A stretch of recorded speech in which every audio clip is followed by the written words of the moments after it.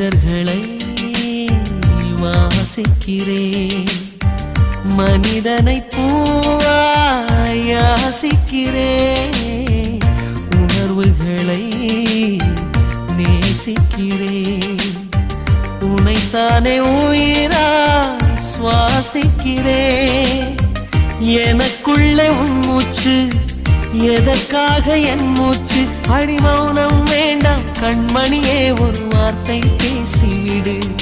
நான் எனக்குள் இல்லை, தொலைத்து விட்டேன், நீ என்னை மீட்டுக் கொடு.